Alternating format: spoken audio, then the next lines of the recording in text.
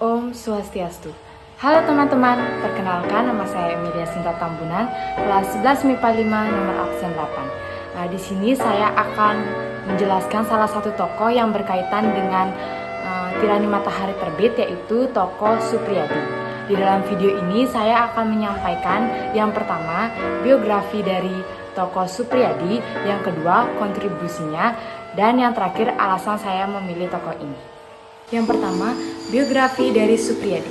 Suprijadi diketahui lahir pada tanggal 13 April 1923 di Jawa Timur yang ketika itu masih dalam masa kependudukan Hindia Belanda. Ayahnya bernama Raden Darmadi yang dikenal sebagai Bupati Blitar saat kemerdekaan Indonesia.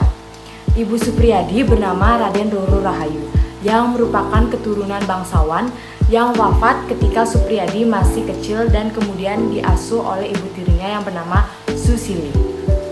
Suprijadi mulai menempuh pendidikan pertamanya dengan bersekolah di ELS yang setara dengan sekolah dasar. Tamat dari sana, ia kemudian masuk sekolah di Mulu yang setingkat SMP. Dari situ Suprijadi kemudian melanjutkan pendidikannya di Mosvia yang merupakan sekolah untuk kaum bangsawan.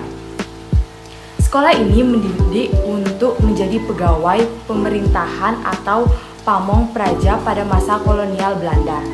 Namun, belum lulus dari sekolah tersebut, tentara Jepang kemudian menduduki Indonesia. Yang kedua, kontribusi dari Suprijadi.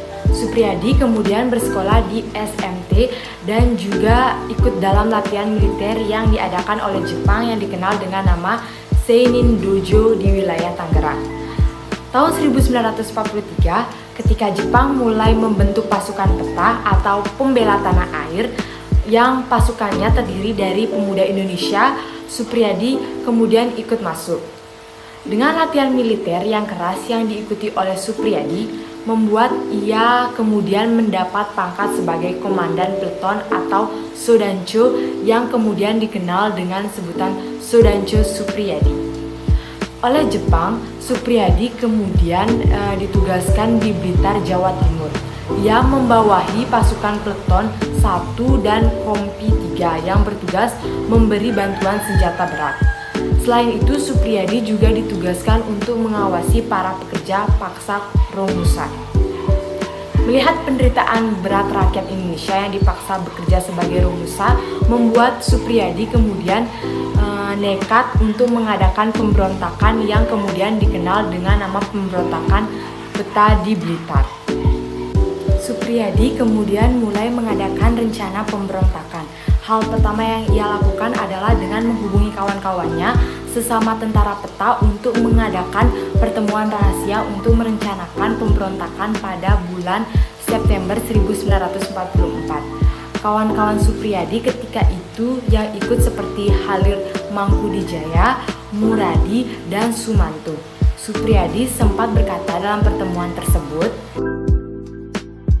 dari pertemuan tersebut dilakukan persiapan dengan menghubungi tentara peta yang lain yang berada di Blitar untuk diajak memberontak. Persiapan yang dilakukan oleh Suprijadi membuat banyak tentara peta yang ikut untuk memberontak kepada Jepang. Suprijadi juga meminta bantuan tokoh masyarakat untuk membantunya. Suprijadi bahkan sempat memberitahukan tentang rencana pemberontakan tersebut kepada Ir Soekarno ketika ia datang ke Blitar. Namun Soekarno ketika itu menasihati Suprijadi untuk mempertimbangkan sebab risikonya sangat besar. Namun Suprijadi sangat yakin bahwa pemberontakan tersebut pasti berhasil.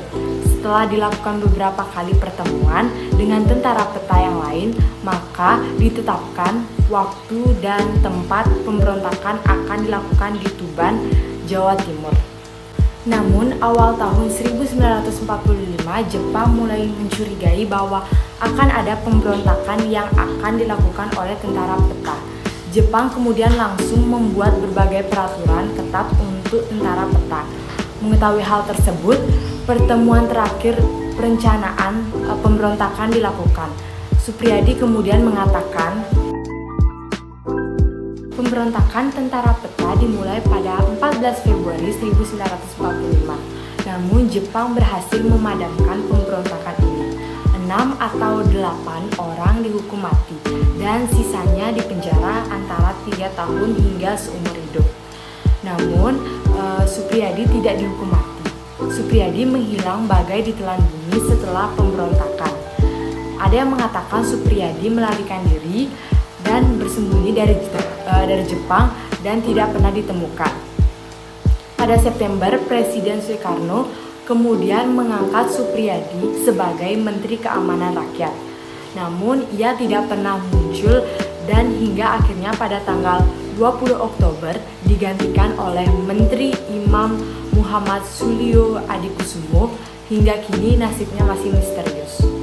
Yang terakhir, alasan saya memilih tokoh Suprijadi yaitu karena Suprijadi adalah tokoh yang sangat hebat dan pemberani yang tidak pantang menyerah, yang dengan kegigihannya ingin melawan Jepang dan menjadikan kita semua inspirasi untuk semangat membela tanah air dan rela berkorban demi negara kita. Sekian dari penjelasan saya. Jika ada kesalahan kata, mohon dimaafkan. Saya tutup dengan para mesanti.